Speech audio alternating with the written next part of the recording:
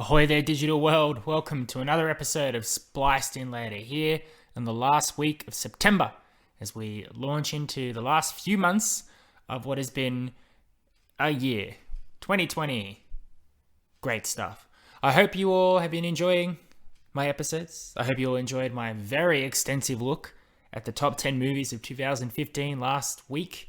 I know it has raised certain discussions that I've had with people. I know some people have had some very strong opinions, but for all the people that also persevered, because it was my longest episode yet at 50 minutes. If you stuck around and listened to that whole episode, you're awesome. I appreciate that. Thanks a lot, guys. It always means a lot. For today, we're going to scale it back. We're not going to be too intense with our discussion today. It's going to be something nice, simple, short and sweet. And basically, it's not me looking out into the world and seeing what's relevant at the moment, seeing what movies people are talking about to get the most views, seeing what TV shows are currently on TV with new episodes that I can talk about so I can show up in the mainstream. No, today we're going to talk about something that I've just watched, that I had a great time with, and I want to talk about. And I know for a fact that it's not on anybody's mind. It's not on anybody's radar at all. Like most TV shows, I'm late to the party. I never really get onto these things until they've already had their time in the sun and moved on. I did not watch Breaking Bad until it was all done. I did not watch Lost until it was all done. I got into Game of Thrones around season 3, so there'd already been a couple years of people talking excitedly about it. There are still tons of shows that I've never really seen that I'm still trying to get to, but very rarely, if something's really good, am I there straight away. Even The Boys. I will be talking about The Boys in an upcoming episode as we near the end of season 2.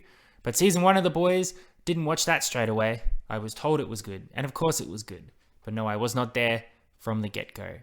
What show are we talking about today? We're going to be talking about a show called Black Sails that has been off the air for 3 years now. No one's talking about it anymore.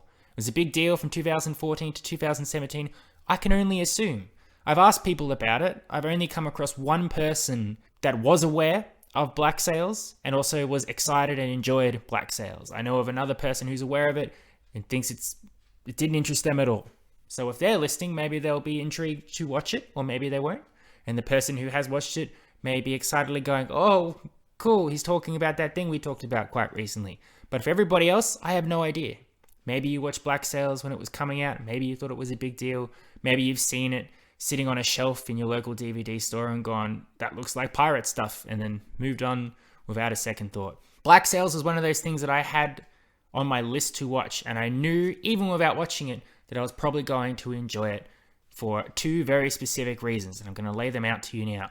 The first reason is that ever since Pirates of the Caribbean, or Caribbean, depending on how you want to pronounce it, first came out in 2003, I've had a real love and affinity for pirate adventures on the big and small screen, because I believe Pirates of the Caribbean or Caribbean set that theme, that sound, that storytelling basis that most pirate stories do now try to aim for, or at least graft into their own storytelling, and made its own sound, which I suppose may not have existed before that. What am I talking about? Well, it's the use of strings to describe the world around which the pirates represent. Very Hans Zimmer-y shanty score, which is both exciting or mesmerizing, or sometimes just gives you the good chill feels just listening to it. Somehow you hear it and you instinctively think pirates, ships, ocean, swords, swashbuckling, all of that stuff. Pirates of the Caribbean was a surprise film for me as well. I knew it was a ride in Disneyland, but again, I didn't race out to sit at the movie theaters, but it happened to be on one time on the TV, and I started watching it around the 10-minute mark, and by the end of it, I was just absolutely entranced. I was having a ball with it. I really enjoyed the characters of Captain Jack Sparrow and Captain Barbossa, Will Turner, Elizabeth Swann, everything that they established on it. It was great. The later sequels have their ups and downs. I personally think the first 3 are quite good. Everything after that has taken a bit of a downhill slope, but that very first one, I will probably one day do an episode on it because it deserves being talked about. But just for setting this up, the sound, the feel, that type of adventure that I got from Pirates of the Caribbean made me actively seek out other stories and movies and films and TV shows, everything to do with pirates.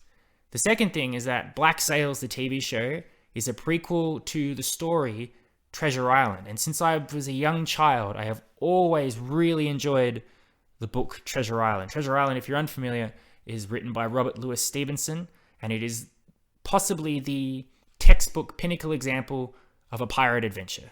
It tells the story of a young boy called Jim Hawkins who comes across a treasure map and ends up going on an adventure in search of lost treasure. Very simple story, but he encounters pirates along the way. He meets such wacky characters as Long John Silver, Billy Bones, Captain Smollett, Mr. Arrow, Ben Gunn. And it's a fun, exciting tale with nuanced characters. That's what's great about it too. Pirates is an interesting subject that I think people will discuss about long after I've passed on. They're not considered straightforward when it comes to the entertainment industry. I'm sure in real life, pirates were horrifying, nasty, violent, scary things that you probably would not want to encounter. But the pirates that we meet in Pirates of the Caribbean or Treasure Island are nuanced. There's complexities to them. They're not straightforward black and white, evil or good. Or some of them are, some of them aren't. There are some pirates that are downright despicable, and then others which have a code of honor and strive to live by a way of approaching a situation, which comes across a lot in Long John Silver in the Treasure Island story. But at the end of the day, it's just a really fun adventure tale that has been adapted into a lot of my favorite things in film and TV. They've come up before in my countdowns, but boy, do I really enjoy Treasure Planet, which is the Disney version of Treasure Island in space, which is amplifying the story tenfold, in my opinion. And also the fun Muppet Treasure Island, which is just Treasure Island, but with Kermit and Miss Piggy and Gonzo and all the characters in the Treasure Island roles. And Muppet Treasure Island is probably the best Muppet film. I'm not sure. I'd have to really think about it before I make that claim. But in a lot of cases, Muppet Treasure Island is the Muppet film that I go back and rewatch the most. Maybe A Christmas Carol comes close. It's definitely somewhere between those two films. So basically that comes down to anything to do with Treasure Island, spot on. Anything to do with pirates, spot on. A story in the Treasure Island world, but a brand new story using all those characters and telling us the origin story of them and how they got to that point with the pirate feel of Pirates of the Caribbean. I'm already sold, and I hadn't even watched a single episode. But finally, I picked up all the seasons of Black Sails and I sat down and I watched them all in one continuous week. 38 episodes, each episode ranging from 50 to 60 minutes. And I had a fantastic time. I loved every second of it to a point where it didn't matter what I had on the docket for my next Spliced In Later episode. I knew that that was getting pushed aside because I wanted to talk about Black Sails. To set a very basic premise for Black Sails, because there's a lot more about it, there's very complexity to it, but to give you a very straightforward idea of what it is. In the story Treasure Island, when Jim Hawkins and co find a treasure map and go off in search of a mystery treasure that's been buried, that's the treasure of 1,000 places, it was buried by a notorious pirate called Captain Flint. He's like the legend of all pirates. When people speak of pirates, Captain Flint is like the pirate king, the very best, the most violent, the most cunning, the most scrupulous, all of those things. So Black Sails introduces us to a younger Captain Flint, and eventually it is his story. It is him commanding his own ship with his own crew and his exploits, the things that he does before eventually leaving his treasure on the Treasure Island. And during his course of adventures, he comes across a very young Long John Silver from Treasure Island, and Long John Silver gets roped up into his crew and all sorts of adventures that go along. Now, Flint is cunning and he is devious all at the same time, and you never really know exactly what his intentions are. He is a very mysterious character when it starts off. This show does not start off immediately going, remember Treasure Island? We're going to go to that island and bury the treasure. That story is an eventual finishing point for this show, but it is not what this show is about. It's Flint in the world of pirates, and as such, a lot of our supporting characters are actual pirates that existed in real life. And I didn't know that watching it, but I've looked up the information afterwards. It was only when I got to season 3 and Blackbeard the pirate showed up that I went, that's a real person. Wait a minute, how many of these people are real? Which was a bit risky, because once I started looking into the real life adventures of these pirates, I started to see the eventual fates of some of these pirates, which ended up spoiling it for me slightly. So don't go looking into it like I did if you're going to watch this show without any knowledge of what's going on. Just take my word for it. Aside from Captain Flint and Long John Silver and Billy Bones, probably, most of our other characters did exist in real life. And they've got some interesting stories. It's worth looking into after you watch Black Sails. Basically, if you just want a simple pitch for why you should watch it, it's a great epic television show. If you're unfamiliar with the term epic television show, you probably are, because you've watched Game of Thrones. That's an epic television show. That is taking a plot on a vast, grand scale with a large ensemble of characters, each going on different journeys to different places, often intersecting with each other, but sometimes just doing their own thing and not coming into contact with each other at all, with massive consequences and world-ending scenarios for the characters involved. This isn't like a police procedural like NCIS, where you have a team of 6 characters who do a different thing every week. Black Sails has, at any one time, 25, 26 characters that you're familiar with who show up in multiple episodes, and they're not just one and done characters, each with their own goals, their own intentions, their own relationships. They like some people, they hate others. They've got a devious plan of their own, or they're simply just trying to make money. There's all sorts of stuff going on. Now, for me, I love that stuff, and I feel like most people probably do because they loved Game of Thrones so much.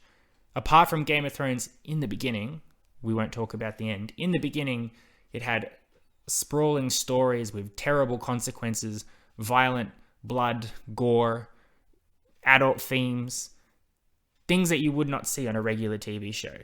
But was also appealing about it, and what I really got out of Black Sails as well, what I hope a lot of people find appealing, is having a large assortment of characters, each in a different level of importance. You've got Captain Flint. He's our main character of this, and he's going to be in every episode, and you're going to see everything he's up to and what he's doing. But behind him, you've got his crew of pirates. And if you pay attention, each pirate has a specific name, has a specific personality, has a specific story to tell. But like Game of Thrones as well, they're not invincible. One minute you'll be going, I like this particular pirate. He's pretty cool. 2 episodes later, he's dead. That sucks. I'll pick another pirate who's my favorite. Oh, he's gone too. So it's very edgy as each stuff. Nobody sticks around too long that you always feel that they're safe. Anybody could die at any second. And that's what's really exciting about these epic TV shows. I obsessively look at characters for TV shows. By the end of watching it all, I'd memorized all the different pirate names, even the background ones. I knew about Dufresne, De Groot, Joji, Dooley, Logan, Dr. Howell, Mr. Joshua, all of these characters, which in the long run are just there to help pilot Flint's ship. But if you pay attention, you start to like a few of these characters and things, and that's what's great. As I said before with Game of Thrones, I'm the guy who'll pick Podrick Payne as my favorite character over the big headliners like Tyrion and Jaime, or Ed on the Wall instead of Jon Snow and Sam Tarly. So it's each their own. People may not obsess about it as much as I do, but if you're into that sort of thing, Black Sails has got that completely covered. Plenty of action, non-stop, not too much over the top that you get overwhelmed by it, because Black Sails, surprisingly, is a character drama, and it's all about character development and story. But if you are looking for ship-on-ship battles with cannons firing and swords clashing, you've got plenty of that in here. You've got plenty of brawls on land, on sea. You've got all the redcoats, which everybody from Pirates of the Caribbean will know are the general enemy of pirates. You've got massive spectacle, swearing, everything in here that makes for an enjoyable escapist show. You can put on an episode of Black Sails. The time just goes by so quick because you're just taken in by everything that's going on in front of you. Great opening too, fantastic opening titles. One of those titles you absolutely will never skip through and gets you pumped for the actual episode that you're about to watch. All basic stuff for why Black Sails is a good show, in the same essence that a lot of big HBO shows are great. Game of Thrones in the beginning, Watchmen, Westworld, all sorts of stuff, which is great. However, the thing I really want to push home about Black Sails, and the thing that surprised me a lot, and what I think people need to know about the show so that they give it a chance, is the story and the portrayal of Captain Flint. Captain Flint is played by Toby Stephens in this show. If you are unfamiliar with Toby Stephens, he's probably popped up in something you've watched. Some quick examples that come to mind He was the villain Gustav Graves in the James Bond film Die Another Day, or he was Prince John during the third series of the BBC TV show Robin Hood. He's got a wide variety of roles that he's done. He's never been typecast as a specific role. Captain Flint is the most non-Toby Stephens that I've ever seen him, because normally if he is typecast, it's more of a swarmy, rich dickhead. Captain Flint is dirty, gruff, mean, vile, but at the same time, honorable, right? Shocking. Because what Black Sails does really well is they establish a mystery about Captain Flint right off from the get-go. You know that he is not like your standard pirate. He's not just some person who lived on an island, jumped on a ship, and set sail about. He is an educated man. He can read books, which most pirates cannot read. He knows how to sail. He has relationships with fancy men and women on different docks that would not speak to a pirate normally. And he seems to have a goal in mind, not just to attack ships, make money, rinse and repeat. He has an ultimate thing he wants to do, but he all keeps it so close to his chest, he doesn't tell anybody about it. And when people get too close about it, his reaction to it ranges wildly from marooning people on islands to throwing them off the ship to actually confiding in them because maybe he thinks he's going to kill them at a later date. The mystery of Captain Flint is at first intriguing, and then there's a certain tragedy to it. You think you've learnt it, you've discovered what the actual thing that happened is about halfway through season 1. By the time season 2 starts, you know there's much more to it, because we get some flashbacks to Captain Flint before he became a pirate. And it is seeing that story and what befell him that led him on the journey to become Captain Flint, which makes for some of the best television I've ever seen. Toby Stephens' portrayal where he's hurt, upset, betrayed, desperate. He sucks you in with that to a point where, you know, there's more to this guy than just, I'm a violent guy that just wants to get that gold and put it in the ground so Treasure Island can happen. Now, once you discover the mystery of Captain Flint, a lot like a lot of mysteries in some other shows, you would think once the mystery is solved, that's it. It loses a bit of its spark. What Black Sails does then is it moves on a naturally evolving point where the mystery itself is not relevant to the story that's happening now, which is, again, character development. In this case, the relationship between Captain Flint and Long John Silver. By series 3, there's a rapport that has been established with them that is a sense of brotherhood, a sense of a bond that you have not seen on this show before now, or in a lot of other shows where people pretend, oh, these guys are the closest guys in the world. Just take our word for it. We don't need to actually present the evidence to you. Just do it. The way Flint and Silver are set up in series 1, two very different people, very different goals. No way would they spend any sort of time together.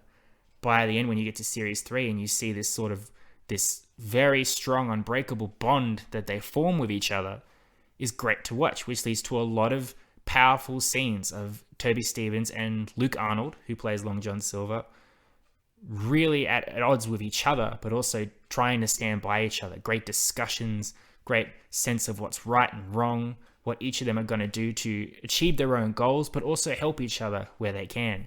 Which again, there's a sense of tragedy hanging over that, because you do know that this story is not going to end well for either of them, really, because Treasure Island starts off, nobody's got the treasure. Long John Silver's looking for it. Captain Flint, what happened to him? Is he dead? Is he still out there? Don't know. You could watch Black Sails and find out, I suppose. It's really great stuff. The final episode of this series, which again, I don't want to spoil. I can't really spoil because I haven't said anything that gets up to that point. But it is one of the best episodes of television I've ever seen. It's one of those shows that goes for power in words and character and emotional depth over a big, grand spectacle. Game of Thrones, for all it was, it's one of its big faults, I think, was skipping over character development to rush the story to get to the big, grand spectacles. It wanted to show the big battle between the Night King and Winterfell, but it didn't want to explain how anybody felt or got to that point where they were facing off each other. It wanted to show the ultimate demise of certain characters and a slip into madness that had not been established with enough time before they got to that point, because they just wanted to show the big spectacle of when this thing finally happens. With Black Sails, it takes the time. It shows what it needs to show. It doesn't go, we need to end this show on a big battle with big explosions and excitement. We know what the heart of this show is, which is Captain Flint, his journey, Long John Silver, his journey.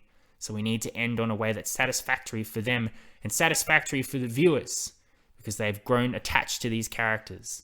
Which ended with a thing where I was like, I'm sad. I want to go back and watch it again, because I watched it so fast that I didn't give it enough time. I couldn't really let it set, because I watched like 2 series in one day, because there's not that many episodes. So I am going to go back on it and let it space out and take in every little detail. But even by rushing through it like that and still getting the reaction that I've got from it, I knew I had to talk about it. Again, 3 years late to the party, but I'm talking about it nonetheless. Aside from Captain Flint and Long John Silver, I'll focus on some other characters that are in here if it's interesting for you. Some favorite characters of mine were Billy Bones, played by Tom Hopper, who you'll know from the Umbrella Academy, from The Adventures of Merlin, who's Dickon Tarly on Game of Thrones. Billy Bones' story is very interesting, because when Treasure Island starts up, the Billy Bones that is there is very different to the Billy Bones that we meet in Black Sails. So seeing his journey is also exciting to behold. Some great pirates that existed in real life: Charles Vane, Jack Rackham, and Bonnie, each with their own different goal of being a pirate. Very good stuff. All Australian actors, most of them as well. So it's a good highlight of Australians in the cinema, in the acting world, which is great. And as I mentioned, Ray Stevenson plays Blackbeard when he shows up. And, you know, I thought I knew everything I knew about Blackbeard, but there's more to the character than just scary pirate who had his head swim around a ship. There's a lot going on there. And Ray Stevenson did a great job. He's not in it a lot, but he commands the screen when he's actually in it. And again, all the pirates that I mentioned before, I could name them all, but it'll mean nothing to you. But suffice it, you'll pick a few favorites along the way. And if they live to the end, great stuff. But you'll be devastated if they don't. Finally, Black Sails for me gets a 9 out of 10. It doesn't get full marks because it does have a slow start. If you were to watch the first episode and go away, you wouldn't get much out of it, because it's a lot of setup and doesn't really grab you the way first episodes should. So that's working against it. A first episode should grab you and hold you immediately. But that's its only draw. From that point, it just gets better and better and better. I've recommended Black Sails to a lot of people now. Quite a few of them have not heard of it, or had heard and hadn't bothered to look into it. So as though I'm late to the party, maybe I'm also here just in time. Haha. Probably not. But I cannot recommend it enough. Black Sails was great. It was a fun week. I enjoyed it. It's always nice to see my love of pirates and Treasure Island work to such success for me. It was great stuff, and I hope everybody takes a chance on it or rewatches it if they've already seen it. All right, we're going to wrap that up there. Thanks for listening. I hope you enjoyed. I hope you got some information about Black Sails you didn't know you had before. Next week, we launch into October.